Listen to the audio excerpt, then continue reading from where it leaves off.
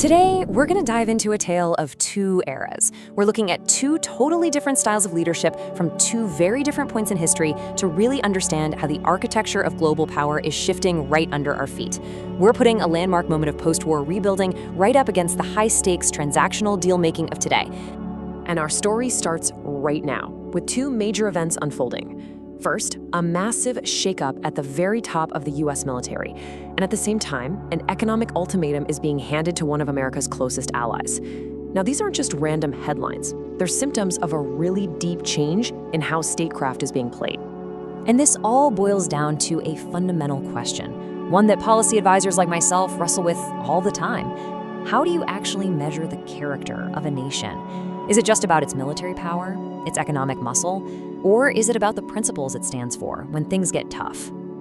All right, let's set the scene right here, right now. The year is 2026, and the world stage is being shaped by two huge, interconnected challenges. There's instability inside the U.S. military, and at the same time, intense economic pressure is being put on its allies. So first, let's look at what some are calling the Pentagon Purge. The facts are pretty stark.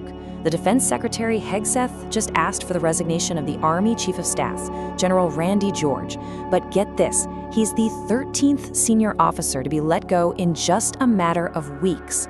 The official reason is to fully implement a new vision. But from a strategic point of view, that rate of change at the top is, well, it's pretty much unheard of. It points to a radical shift in military leadership. And while all that turmoil is happening at the Pentagon, a whole different kind of power play is unfolding across the Atlantic. This one isn't about military command, but believe me, it's just as coercive. It's an economic ultimatum that's forcing an ally to make a brutal choice between their financial stability and the health of their citizens. To really get a grip on the seriousness of what's happening today, we have to rewind. We need a baseline, a benchmark.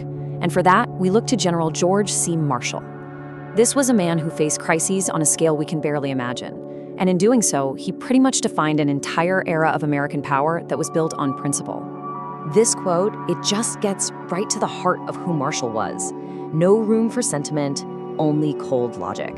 And that wasn't just a clever line, it was his operating system. He looked at the utter chaos of his time, not with politics or passion, but with a systematic, almost clinical sense of order. You know, it's easy to forget this, but when Marshall took the helm as Chief of Staff, the U.S. Army was dangerously unprepared for a modern war. It was an institution stuck in the past, where your age and rank mattered way more than your actual ability. He knew that system would get people killed on the battlefields of World War II. So, Marshall conducted his own purge, but, and this is the absolute key, the purpose was completely different. It was a revolution based on merit. He systematically removed what he bluntly called dead wood to make room for a new generation of smart, agile leaders.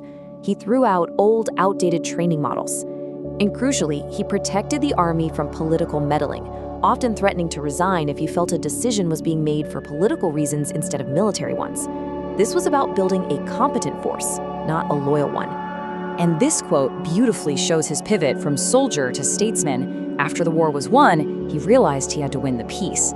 The Marshall Plan wasn't about revenge or squeezing concessions from anyone. Like he said at Harvard, it was a war against the conditions that start conflicts in the first place: hunger, poverty, desperation, and chaos. And here's the key takeaway. Marshall was a student of history, and he knew that you can't build a lasting peace on a foundation of economic ruin. The goal wasn't just to hand out money, it was to create a self-sustaining economic system where democracies could actually survive and thrive.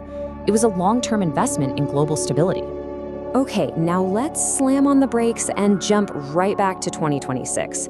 And let's contrast that philosophy with this US-UK Pharma deal. What we see here is a totally different model. This is a coercive negotiation, and it's being driven by the threat of putting 100% tariffs on a key ally. And the price of that coercion is just breathtaking. Look at this number. By 2035, this one deal could cost the UK's National Health Service an extra £9 billion every single year. Let's be clear, this isn't aid, it's a massive transfer of wealth, extracted under threat. And not financial cost, it has a very real, very human price tag. Health economists are warning that if you just divert £3 billion from existing services, think cancer care emergency rooms, to pay for these higher-priced drugs, it could lead to 15,000 extra deaths a year. The stakes just couldn't be any higher. So what exactly did the UK have to give up to dodge those tariffs? Well, this table lays it all out. They had to agree to double their spending on branded medicines. They had to raise the price they're willing to pay for new drugs by 25%, basically forcing their health service to accept worse value, and they capped the rebates they get from drug companies. These are permanent, fundamental changes to the UK's healthcare system in exchange for just 3 years of tariff relief. So let's put these two moments right next to each other. The Marshall Plan on one side, the Pharma deal on the other. And this isn't just about a few policy differences. We are talking about two completely different worlds. This slide really makes the contrast stark. The Marshall Plan used grants and loans to rebuild allies and contain a geopolitical threat. Today's deal uses tariff threats to bring industries back home and achieve so-called fair trade.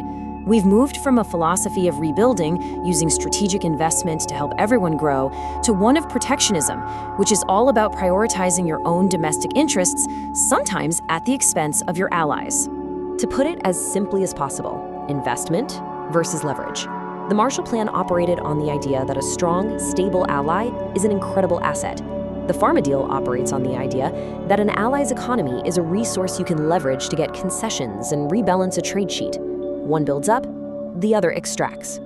And you might be wondering, how did a deal like this even get made?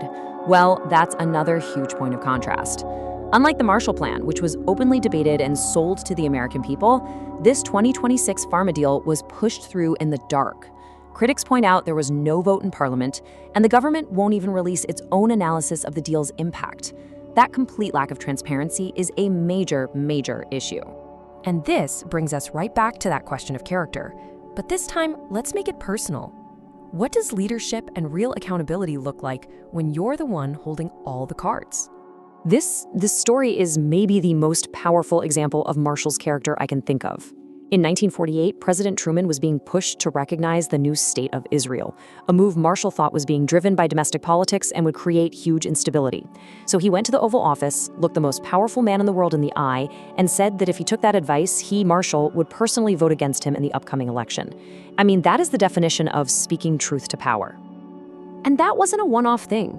Marshall's entire career was built on that kind of integrity.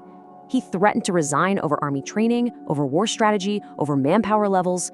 For him, the principle was always more important than the position. That willingness to walk away was his ultimate form of accountability. So where does all of this leave us? In an era where diplomacy seems to be all about transactions, where long-term stability sometimes gets traded for short-term wins, is that kind of leadership, a leadership of character defined by principle and personal accountability, is it just obsolete now? Is it a relic of a bygone era? That, I think, is the fundamental question facing leaders and policymakers in our world today.